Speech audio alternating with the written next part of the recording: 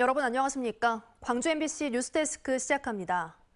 5.18 진상규명조사위원회가 결국 청문회를 열지 않고 활동을 끝내기로 했습니다.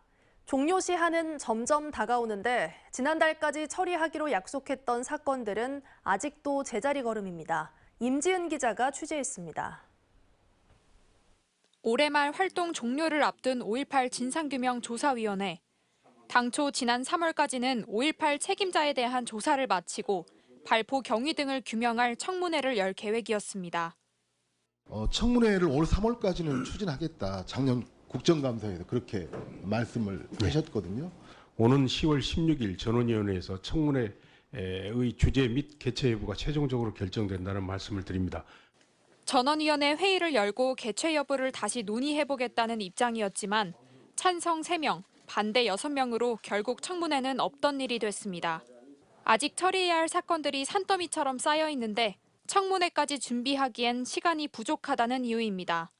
21건의 직권 사건 중 진상규명 결정이 난 사건은 단 1건. 피해자들이 이의 신청을 할 수 있는 법적 기간을 고려해 신청 사건 132건은 지난달 안으로 마무리하겠다고 약속했지만 이마저도 12건밖에 처리하지 못했습니다. 최초 발포 경위, 계엄군 성폭력 사건 등 진상규명의 핵심인 직권 사건은 조사에 더 오랜 시간이 걸립니다. 더 큰 문제는 신청 사건의 상당수가 비슷한 주제의 직권 조사와 병합돼 있어 사실상 피해자들이 이의 신청을 하는 게 불가능해졌다는 겁니다. 이 당시 간담회에서 이 진조위의 조사 상황을 들으면서 굉장히 심각한 우려를 표했었습니다. 한 달여가 지난 지금 상황이 정말 저는 참담하다고 생각을 합니다. 조사위에게 주어진 시간은 2달. 5.18과 관련된 남은 의문들을 해결하고 유족들의 한을 풀어주겠다는 조사위의 당초 취지가 퇴색됐다는 비판에서 자유롭지 못할 것으로 보입니다. MBC 뉴스 임지은입니다. 광주 시민 10명 가운데 7명은 5.18 진상규명이 아직 부족하다고 인식하는 것으로 나타났습니다. 광주시의회 5.18 특별위원회가 지역에 거주하는 성인 700명과 고등학생 3,300여 명을 대상으로 조사한 결과 성인의 25%, 청소년의 38%만이 5.18 진상규명이 제대로 됐다고 생각한다고 답했습니다. 5.18과 광주 이미지를 묻는 질문에는 성인의 72%, 고교생 66%만 긍정적이라고 답변했습니다.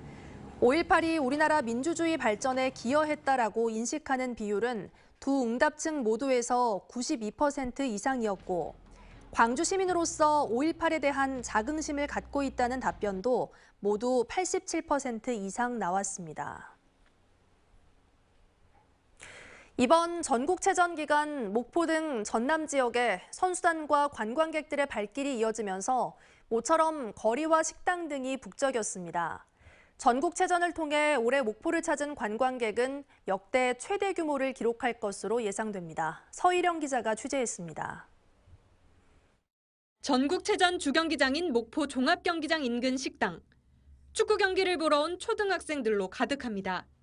전국체전 기간 동안 단체 손님은 물론 예약팀까지 식당은 모처럼 대목을 맞았습니다.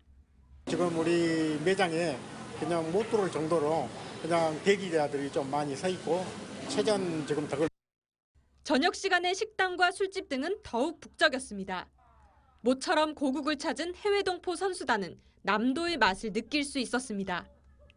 너무 좋았어요. 여기 간 데마다 음식도 맛있고 환대해주고 지금까지 제가 전국체전 한 11년 정도 다녔는데 남도가 최고입니다. 인근의 또 다른 식당도 웃음꽃이 넘쳐납니다. 전국 각지에서 모인 MZ 선수들도 남도의 맛과 멋을 만끽했습니다. 오전에 낙지를 먹었는데 이게 다른 데서 먹는 거랑 다르게 좀 쫄깃쫄깃하고. 전국체전 기간 동안 도심 곳곳은 활기가 넘쳤습니다. 전국체전에 참여하는 선수들의 숙소가 몰려있는 목포 하당 일대는 평일임에도 사람들로 북적이고 있습니다. 해상 W쇼 등 다양한 공연 프로그램은 선수단과 관람객들에게 색다른 경험과 볼거리를 선사했습니다. 오랜만에 불꽃 봐서 너무 좋았고 여기 근처에 회가 또 되게 맛있었고 신선해가지고 좋았던 것 같아요. 전국체전 주요 경기가 열린 목포는 이번 전국체전을 통해 올해 관광객이 지난해 730만 명을 넘어 역대 최대 규모를 넘어설 것으로 기대됩니다. 전남 전체적으로도 1,952억 원의 생산, 부가가치 유발 효과로 지역 경제에 큰 도움이 될 것으로 보입니다. MBC 뉴스 서유령입니다. 광주의 한 저수지 텐트 안에서 부부가 숨진 채 발견돼 경찰이 수사에 나섰습니다. 광주 북부경찰서에 따르면 오늘 오후 3시 10분쯤 광주 북구 생용동의 한 저수지 근처 텐트에서 50대 남편과 60대 아내가 숨진 채 발견됐습니다. 경찰은 텐트 안에서 난방기구가 발견된 점 등으로 미뤄 이들이 일산화탄소에 중독된 게 아닌가 보고 정확한 사고 경위를 조사하고 있습니다. 순천의 한 공장에서 폭발 사고가 발생해 노동자 2명이 숨졌습니다. 오늘 오후 3시 20분 순천시 별량면의 한 사료 제조 공장에서 발생한 폭발 사고로 탱크 난간에서 작업을 하던 태국 국적의 노동자 등 2명이 숨졌습니다. 경찰은 사고로 숨진 노동자들이 탱크 용접 작업을 하던 도중 폭발 사고가 발생한 것으로 보고 공장 관계자 등을 상대로 정확한 사고 경위에 대한 조사에 나섰습니다. 전남 지역 주민들이 400여 킬로미터 떨어진 울릉도까지 가서 벌채와 조업을 했다는 기록들이 발견되고 있습니다. 지역 고찰의 스님이 울릉도 일대를 정찰했는가 하면 지역에 울릉도산 나무로 만들어진 주택이 있다는 진술과 자료들이 나오고 있습니다. 보도에 강서영 기자입니다. 1195년 고려시대부터 명맥을 이어오고 있는 여수 흥국사.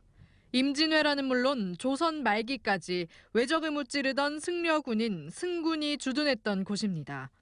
이 가운데 조선 중기 흥국사 스님이었던 뇌헌 스님의 경우 울릉도에서 일본인을 추격하다 일본에 다녀온 사실이 1696년 비변사 기록에 진술돼 있습니다.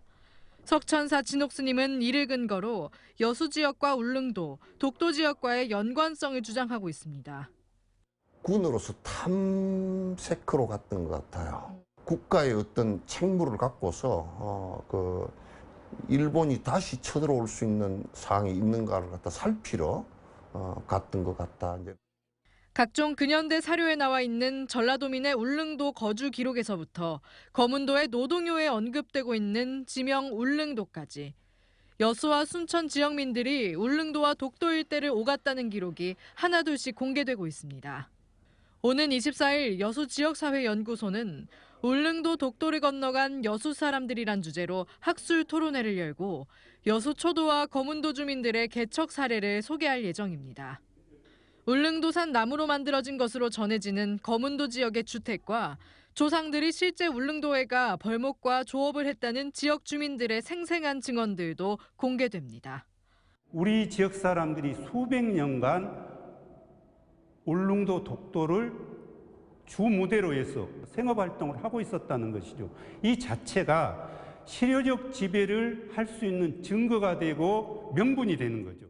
목숨을 무릅쓰고 400km 거리를 오가며 울릉도와 독도를 지켜냈다는 지역민들의 기록들. 일본의 독도 영유권 주장을 반박할 주요 근거가 될 수 있을지 기대가 모아지고 있습니다. MBC 뉴스 강서영입니다. 오늘 새벽 2시 20분쯤 담양군 월산면 금강사에서 불이 나 출동한 소방대에 의해 6시간 만에 꺼졌습니다. 이 불로 대웅전과 부속 창고가 모두 타는 등 소방서 추산 2억 9천여만 원의 재산 피해가 났지만 사찰에 머물던 승려 2명은 대피해 인명피해는 발생하지 않았습니다. 경찰과 소방당국은 법당에서 불이 시작됐다는 승려의 신고 내용을 토대로 정확한 화재 원인을 조사하고 있습니다.